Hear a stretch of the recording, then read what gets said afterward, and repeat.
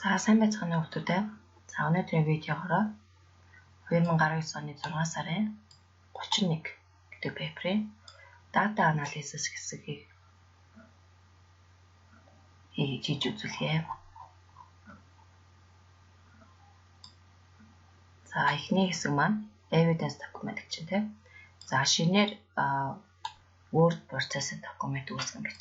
За ингээд word тийм баримтч боловсруулах. За дараагийнх нь за энэ документ дээр бүх хуудсанд харагдахаар өөрийнхөө нэр, төвийн дугаар, кандидат дугааруудаа оруулна. За бүх хуудсанд харагдахаар бид нэр header юм уу footer оруулах ёстой.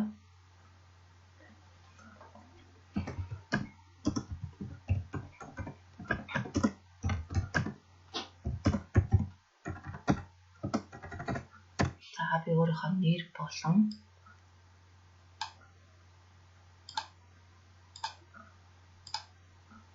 нэр болон төвийн дугаар өөрийнхөө кандидат дугаараа оруулчлаа тэг header дээр.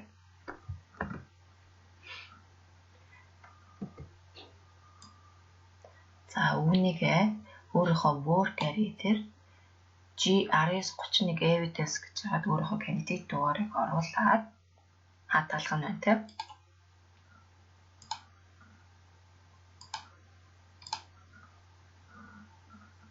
За миний work area энэ байна тийм. GRS31 evidence миний кандидат дугаар. За ингэж тийм. За дараагийнх нь spreadsheet. За чи special disk sale гэдэг компани spreadsheet бэлтгэх гэж байна тийм. Устгалтан файл, устгалтан мэдээлэл. За энэ компани маань юу гэдэг компани юм бэ гэхээр хадгалалтын төхөөрөмжийг хийдэг, худалдаалдаг, зардаг компани тийм. За энэ компани 49 ажилчинтай. За мөн 7 хоногт одоо тэр ажилласан цагийг одоо рекорд хадгалдаг гэж энэ spreadsheet дээр.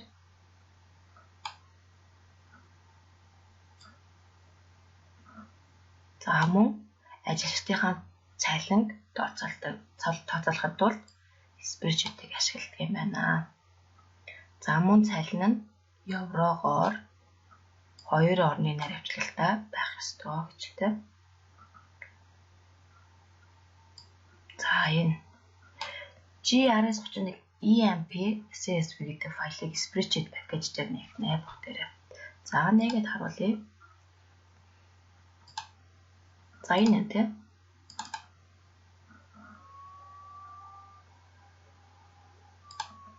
За энд байна.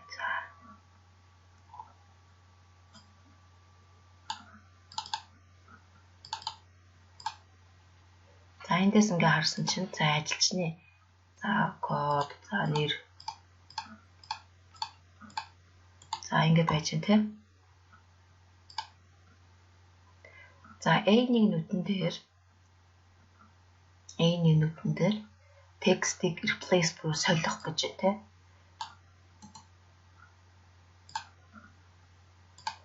За энэ wage гэдгийг солих юм байна replace гэж гарч ирсэн.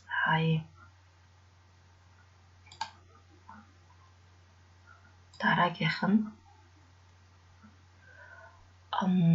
3-аас 4 дугаар мөрийг 3-аас 7 тийм 3-аас 7 дугаар мөрийг энэ хоёрыг оруулна. Устгах нь гэж тийм.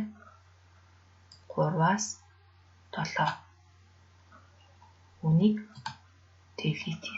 За мөр гэсэн учраас нүд биш те тэгэхээр мөр гэсэн учраас заавалжгүй мөрөө сонгож. За мөн за spreadsheet-ийн дээд тал нь одоо яг энэ шиг ингэж харагдах ёстой шүү гэж тийм. Окей. За одоо эндээс харъя бүгдээрээ.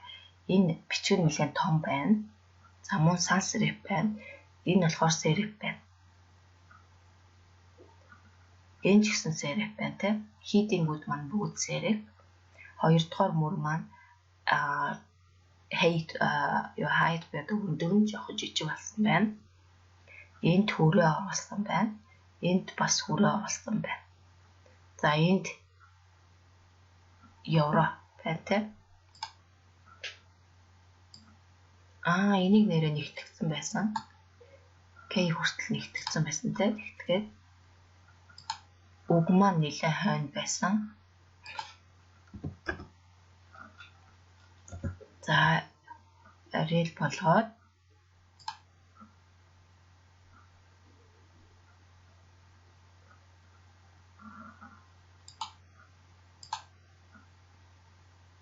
за ингэдэг ч юм уу. За тэгээд энийг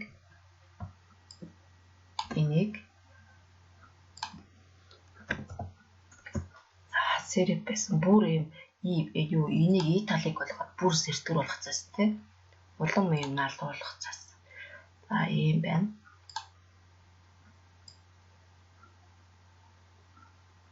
За энэ хоёрдугаар мөрний.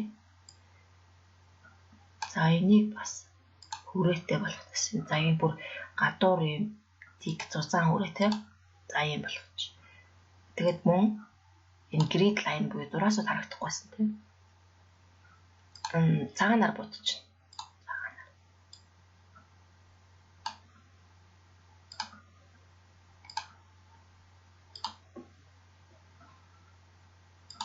Окей, юм байна.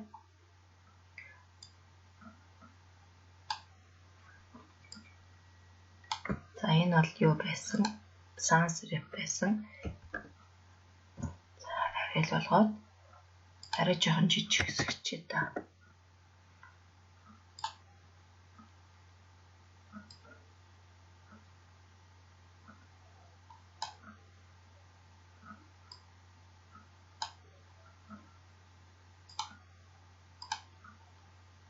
За ийш ядоошоо бүгдийг авчээ та.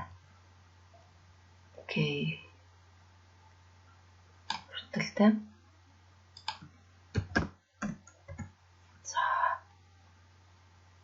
За ингээд авчиж та.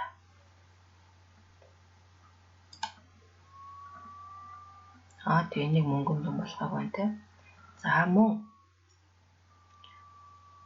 За A1 нэгтгэсэн дээр A1 гэдэг нүдийг засварлан гэж байна те.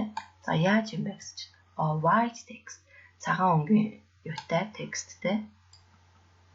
Нэлээд бараан өнгийн ногоон суурьтай гэж байна те. Энэ ногоон байсан dark гэсэн тий. За нэлээд dark-ыг сонгоч. За тэгээд цагаан өнгөтэй.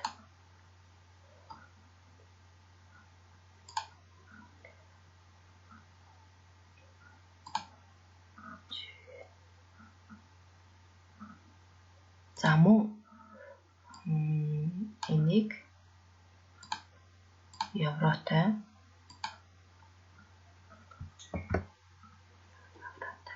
in job description office name and wrap байгаад байна тий. Wrap эднэр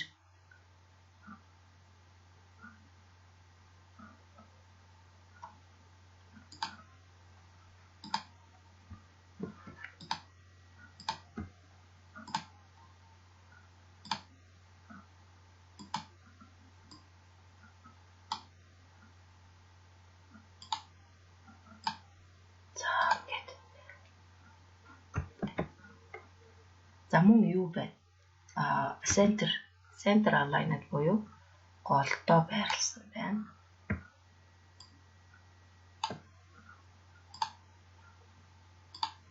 За гэж голдоо тийм.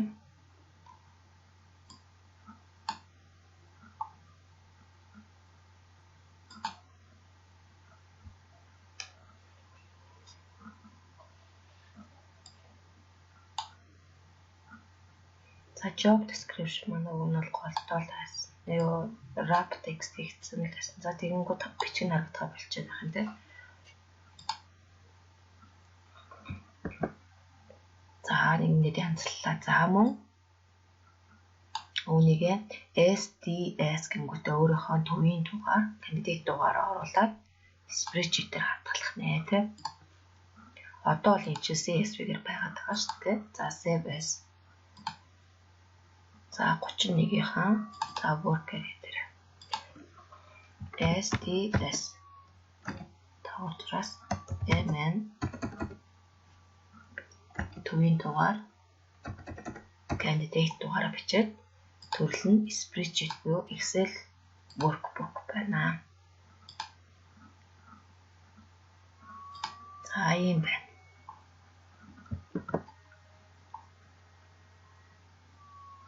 За засварлалт хийхдээ нэлээд сайн харах ёстой. За өөрийнхөө нэр болон төвийн дугаар, candidate дугаараа хийдэр хэсгийн баруун талд бичгэнэ тийм.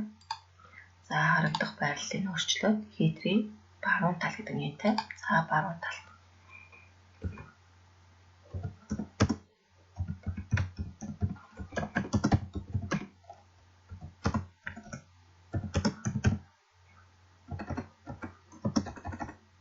За би өөрийнхөө candidate detail буюу овг нэрээ бичих ёстой.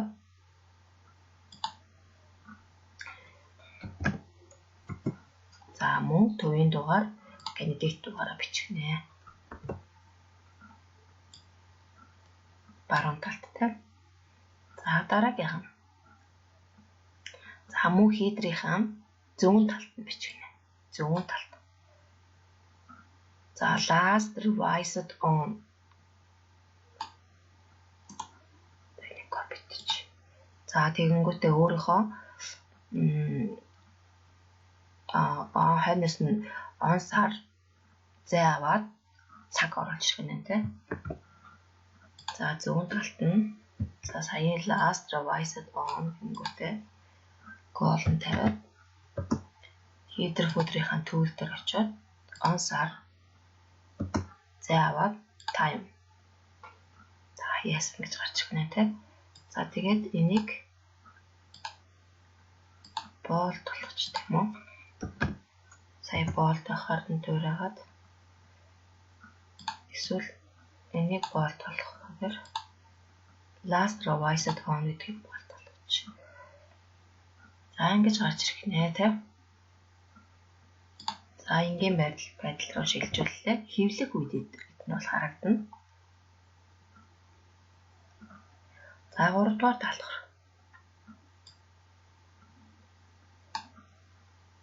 За A5-аас B13 inclusive гэж тийм. Inclusive гэхээр энэ орно гэсэн үг. За энэ нүднүүдийг оролцуулаад options гэдэг нэрлсэн тийм мож үүсгэнэ. За нэрлсэн мож маань яадаг вэ гэхээр тухайн тэр хэсгийг absolute reference болгодог. Absolute A5-аас B13 A5-аас B13 сонгоод за яаж хийх вэ гэхээр mouse хоёроо дараад define нэ.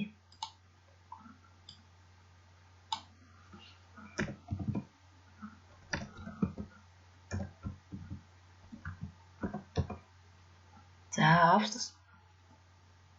За ингээд absolute reference болгодог тийм. За тэгсэн чинь evidence 1 дээр за энийг харъя тийм. Чи хэрхэн энэ named range-ийг үүсгэж байгаа юм бэ те? Тэрийгэ харуулж screenshot хийх нэ. Тэгэхээр би энийг ингээд яачин гэсэн үг. Screenshot.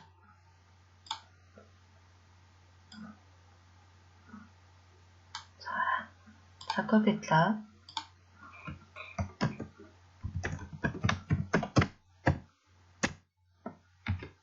Evidence 1 гэж хаад байрлалч тий.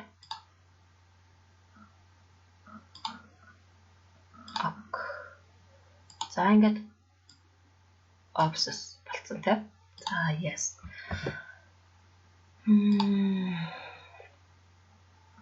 За F7 дээр F17 дээр. За option нэрийг харуулахаар хайхаар function бичнэ гэж чинь тий.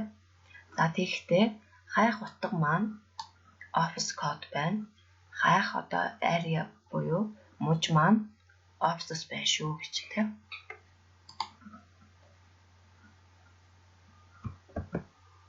F17 энэ. За office name office code хань гэсэн тийм.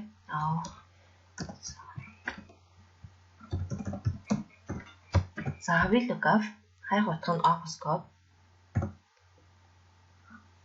энтэй. За ихтэй энийг чинь би office гэж нэрлэлсэн байгаа тийм. Office. За office ингээд битсэн чинь энэ сонгогдож чинь тийм. За колумны хэдгээр баг хэрэгтэй юм бэ? 2 нь хэрэгтэй. Яг таарах ёстой юу? Эсвэл ойролцоогоор байж болох уу? Яг таарах ёстой.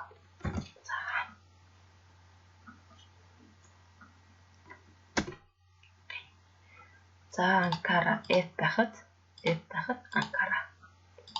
За ингэж гарч ирж байна тийм. Болж байна. За дараагийнх нь G17 дээр томьёо бас бичиж байна тийм. За job description харуулах. За мөн хайх юу нь job code байна. За гэхдээ энэ дээр болохоор do not use гэж байна тийм. Name range ашиглахгүй шүү гэж. За G17. За бидний юун дээр болохоор хайх одоо юу маань энэ байна тийм.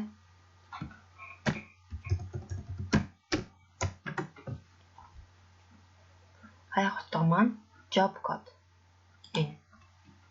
Энэ ажилчны маань Mattis гэдэг ажилчны маань ажилчин job code энэ энэ M1. За хайх утга маань болохоор за энтэй.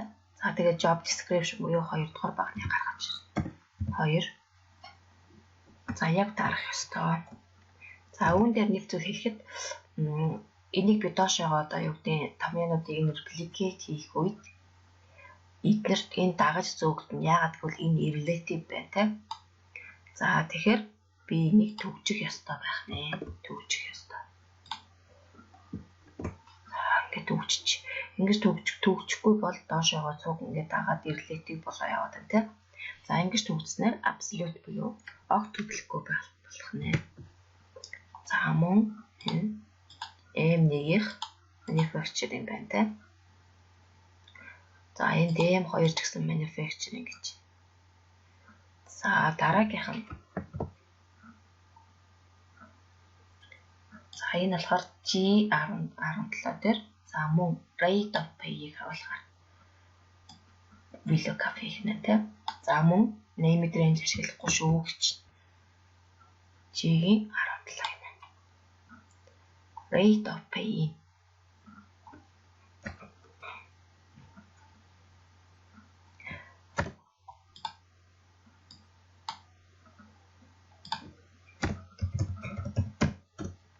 VLOOKUP.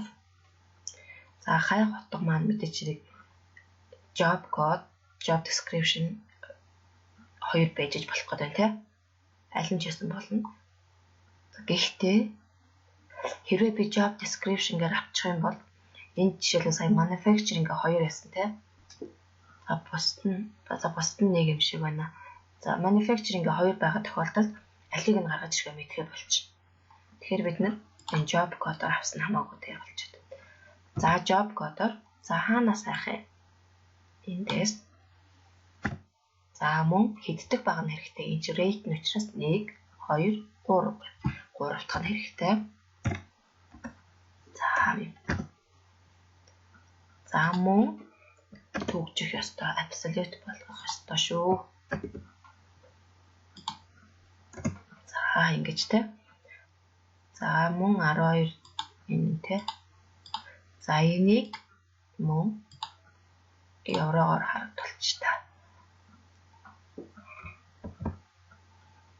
За дараагийнх нь K17 дээр. K17.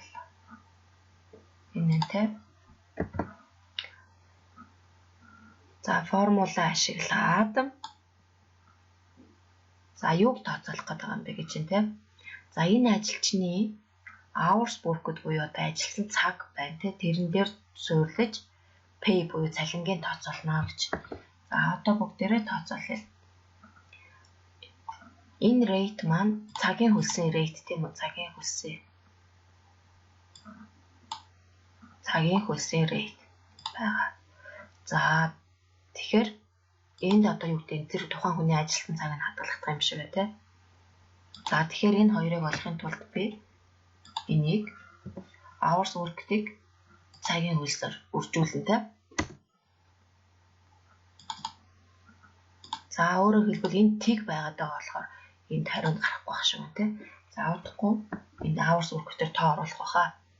За ямар ч гэсэн тоо байхгүй байсан ч энэ тооцоолж чаддаг байх ёстой учраас томьёог нь оруулчих те. За мөн 4-өөс 7 дугаар одоо энэ алхмуудад хийсэн зүйлүүдийг бүх одоо each ажилчин бүр дээр applicate хийгээрэй гэж. Энийг за ингээд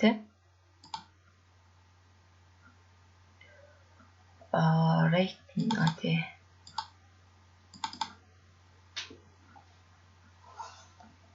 за ингэж тийм ингэж бүгдийг replicate хийчлээ. За дараагийн даалгавар маань I67 дээр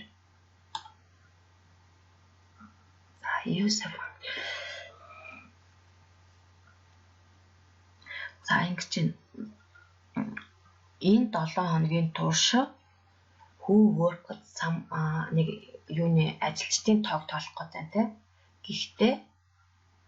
Гэхдээ ямар ажилчдын юм бэ гэсэн чинь worked some hours буюу ямар нэгэн цаг одоо хэсэг цаг ажилласан байх гэж байна тийм.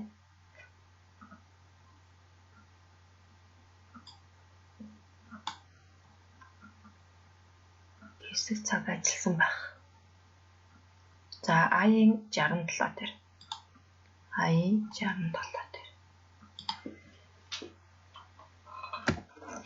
За count гэхээр одоо юу гэдэг нь тоон утгуудыг бүгдийг тоолцдог бол энд болохоор ямар хүмүүсийг тоолох юм бэ гэсэн чинь worked some hours гэсэн тийм ямар нэгэн цаг ажилласан тийм хүмүүсийг тэгэхээр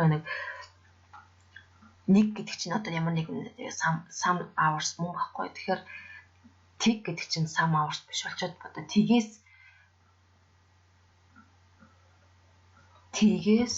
одоо их байгаа тэр юунуудыг тоолох юм шиг байна те. Account if гэдэг зүйл маань ямар нэгэн нөхцөлтөөр зүйл тоолдог. За энэ хүртэл за нөхцөлтөөр зүйл юу тоолно те. За тгээс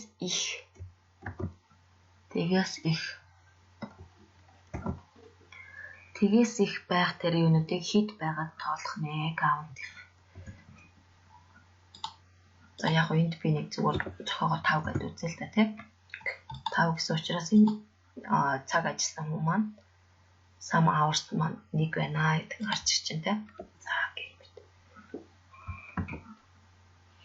За дараагийнх нь K67 дээр за юу бүх ажилчны total pay-ийг нь за энэ бол амархан байна те. K67 дээр за sum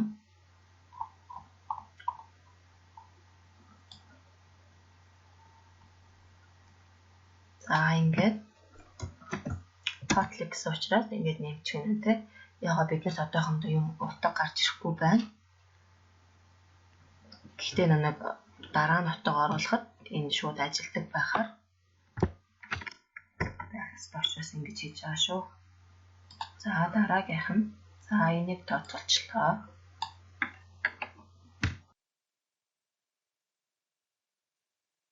За цаашаага. За энийг орчуулъя те. За бүх ажилчдын hours worked буюу ажилласан цаг нь contract hours-тай ижилхэн. Гэхдээ энэ доор байгаа ажилчдаас бусна гэж энэ except гэхээр орохгүй гэсэн. Энэ доор байгаа ажилчдаас бусд нь одоо same байгаад байгаа байхгүй юу? Тэгэхээр эднэр өөр юм байна юм шиг байна те. За мөн place за байрлал. За number of hours-ыг одоо ажилласан цагийг харуулахыг одоо тоог нь харуулахаар hours үрдэд дээр байрлал гэж байна те. Энтэй ижилхэн гэдэг нь те. Тэгсэн хэрнээ зарим нэг хүмүүсийн хөвөр байгаатай. За хамгийн амархан арга гэвэл энийг ингээ хуулаа тавьчих. Хуулаа тавих бол хамгийн амархан арга.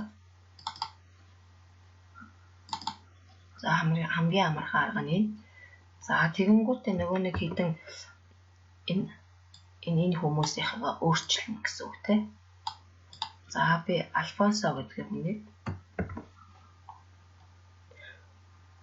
за мөн хамгийн амарханаар нь би энэ дээр фильтр үсгэж. За тэгээд энэ хүмүүсийн нэр байгаад байгаа те.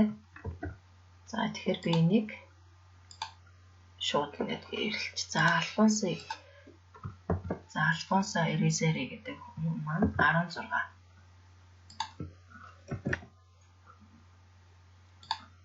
За ийм байх нь те. Сэргээ Анна гэдэг хүн маань 24. Сэргээ 24. За Хейнэ энэнтэй энэ тик байж. Tracy Royal 32 Tracy. Ирэмэлчихсэн учраас Tracy Royal юм байна те. 32. Ирэмэлчихсэн учраас хайхад хамархан байна гэсэн. Sandra Cooper тик Sandra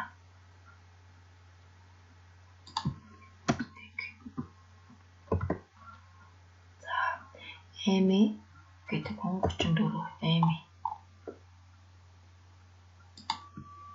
34. Ингээд засварыг нь хийж ин тэ. Эми 34. Пабло 22. Пабло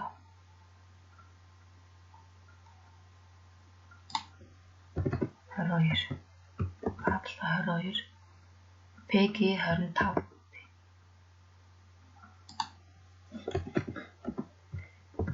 Пеги 25. Tracy 16. Tracy 16. Otmar 12.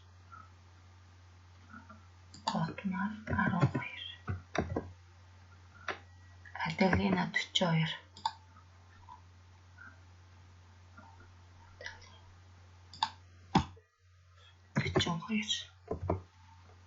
За Карл Сейлер 40.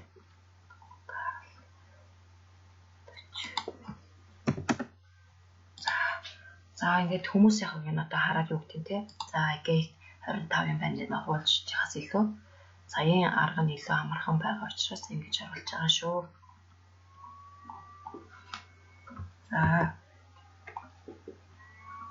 За байрлуулсан. За 17-аас 67 дугаар одоо мөрийг тохиромжтой форматаар цэцэл. За бид нэртэй мөнгөн дүн байсан те. За энэ. Мөнгөн дүн маань еврогоор 2 decimal places гэж бас.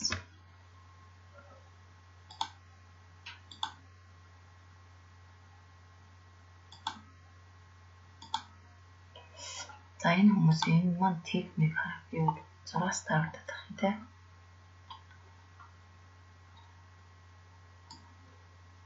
Аккаунтинг биш.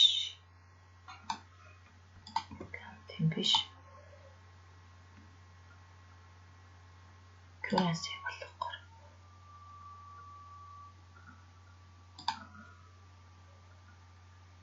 Currency дээр нь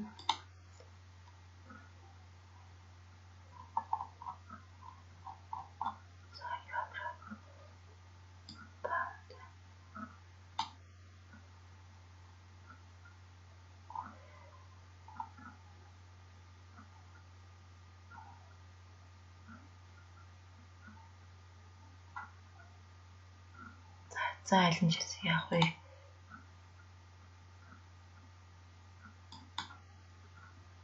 Энэ хойноо гараад ирлээ те.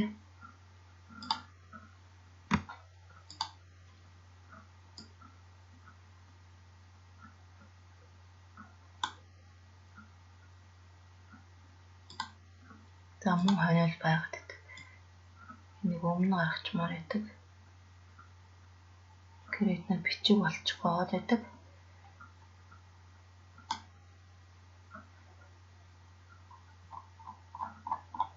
Доллар биш евро.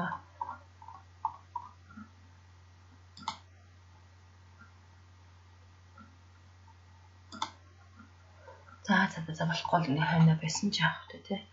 За еврогоор ингээ харуулчих та.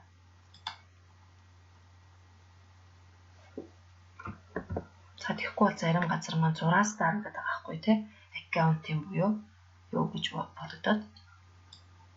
За тэгэхээр currency болгоод өөрчлөхгүй болохгүйсэн. За энийг хадгалаад за утгыг харуулж яагаад print out fits on single page y тест гэж байна.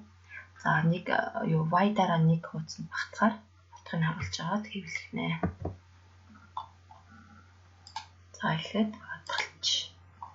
За мөн энэ фильтрээ энийгээ би яг нэгээс хэлүүлж та. За тэгээд фильтрээ арилгаж. За Ctrl P.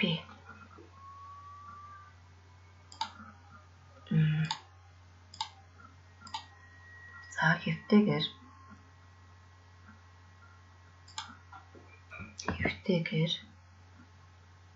болгоо те. За мөн print out fits single page wide шүү.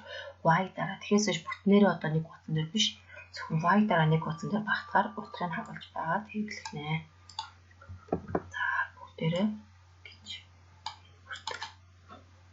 За ингэчээд page layout-ыг вид дээр нэг page-нд багтах ёстой. За окей, за ийм те. За дараагийнх нь.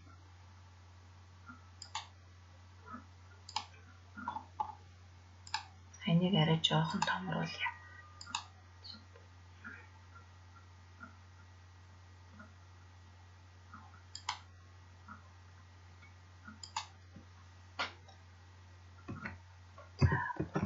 За ингэж.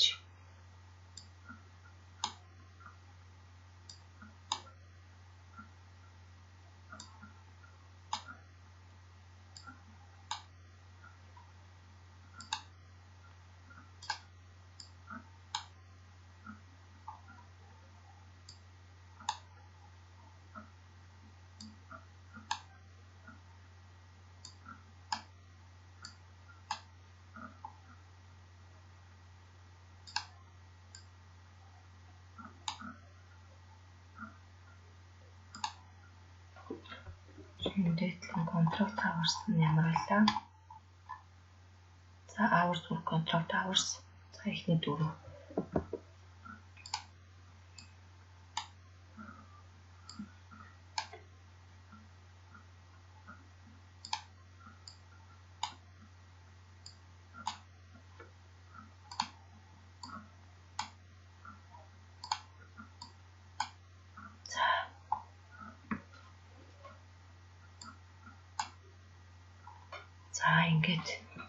За ингээд би Ctrl P-гээ дараад нэг хуудсанд багтсан байгаа тийм. Юугаараа Y дараа нэг хуудсанд.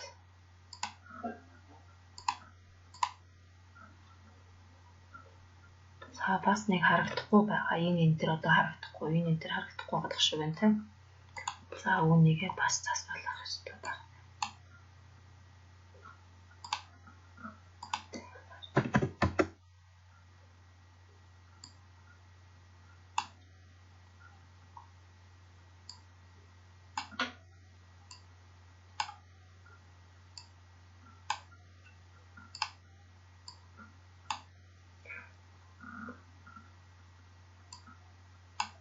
Нэр 14 ямар байсан бэ?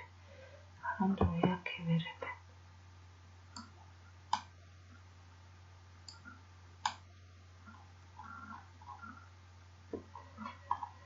За ингээд энийг Ctrl P дарж байгаа. За ингээд хэвлэчээ. За Y дараа нэг утсан багтсан байвал болоо тий. За тэрийг сайн яах хэрэгтэй.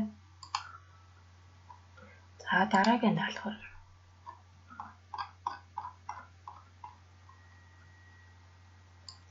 За өгнүүд нь хуваагдахгүй бүгд харагдаж байх ёстой. За энийг нэ хэвлэчихсэн гэж бодъё тий. За print your spreadsheet. За томьёог нь харуулж байгаад хэвлэн тий. За мөн хэвтэйгээр за row and column headings харагдана. За бүгд бас харагдаж байх ёстой гэж тий. За тэгэхээр би data гэдэг зэснээс формула гэдэг зэснээс show формула хийж бүх юугаа харагдуулна тий. За бүх томьёогоо харагдууллаа. Page layout-аас orientation за хэвтэй болголоо. Хэвтэй болголоо. За Ctrl P. За энэ дээр би одоо юуг нэг page гэх юм боловч тий. Тэгэхгүй болохоор аягүй жижиг харагдчихна.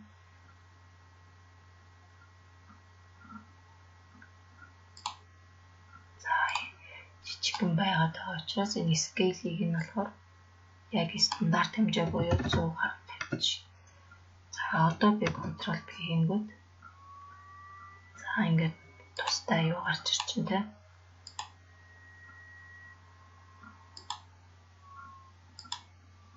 За ингээд тусдаа 6 юу болсон байна.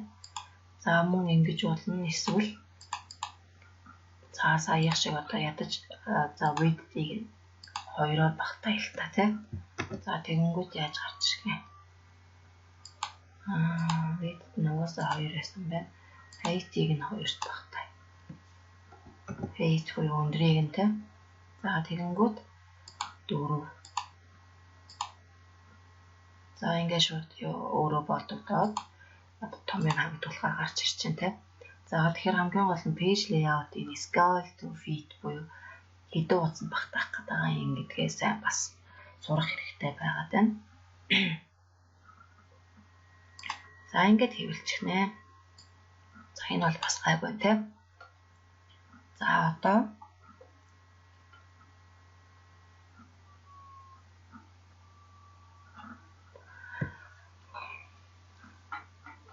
за Лондон болон Загреб гэдэг газар ажилтдаг ажилчдын юуг нь мэдээллийг гаргаж ирэх гэж байгаа шүү гэн тий. За job description. За юутай sales байхаар. За энийг бүгдээрээ хий. За extract. За энэ бол нэг бэлтгэж гаргаж авах тий. За юу бэлтгэх гэдэг юм бэ? Showing only the employees. За зөвхөн энэ ажилчдыг харуулна. За ямар ажилчдыг гэсэн чинь London or Zagreb одоо ажилтдаг. За мөн ажлын job description sales гэдэг үгтэй гэж байна. За би тухайн хүний юу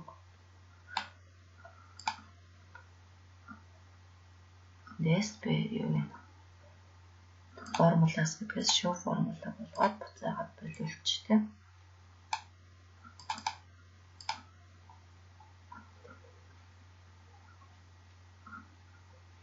За фильтр үүсгэн гэсэн үг. Extract гэдэг юм. За фильтр үүсгэх датагаа сонгоно. Датагаа сонгоод home business фильтр. За тэхийн тул хийдингээ бас цуг сонгодог байгаа. Харин чи 2 давхар 90 пик гэж байгаа бол хийдингийг сонгох шаардлагагүй зөвхөн датагаа сонгодог. За office name энэ хаана ажилладаг юм бэ гэдэг нь Ankara, Dresden, за Лондон гэх мэтэр байна те. Эндээс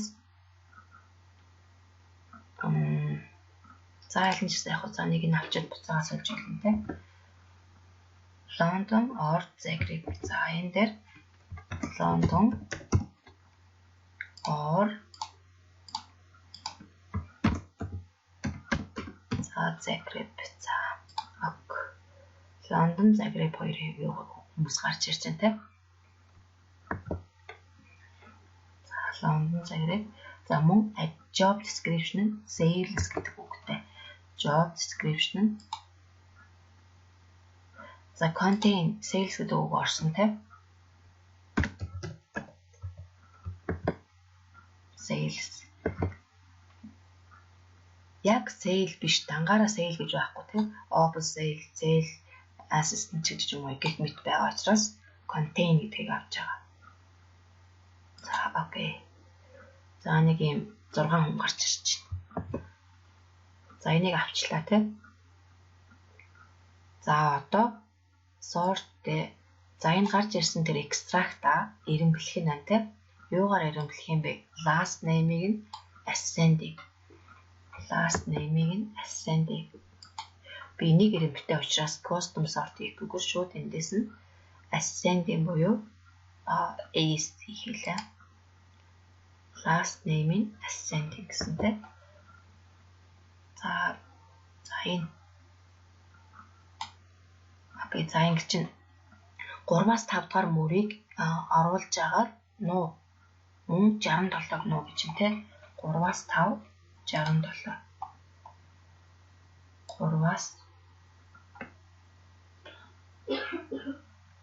3-аас хэд байсан бэ сая? 3-аас 15 те. 3-аас 15. За энийг түрхэн зур хаяад хийлээ. За мөн 67-г хаяад хийсэн те. Хаяад хийлээ. За нэг юм их юм үүсэж байна те.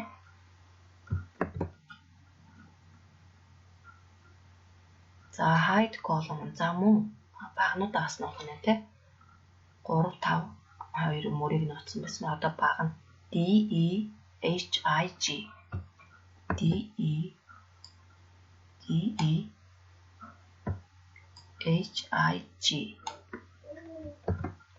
за DEHIG гэдгээрийг бас нуух нэ. Hide. Окей, за нэг юм юу болох нь штэ. За энийг нуучлаа. За энэ гарч ирсэн extract-а хэвлэн гэж байна те. Утгыг нь харуулж байгаа.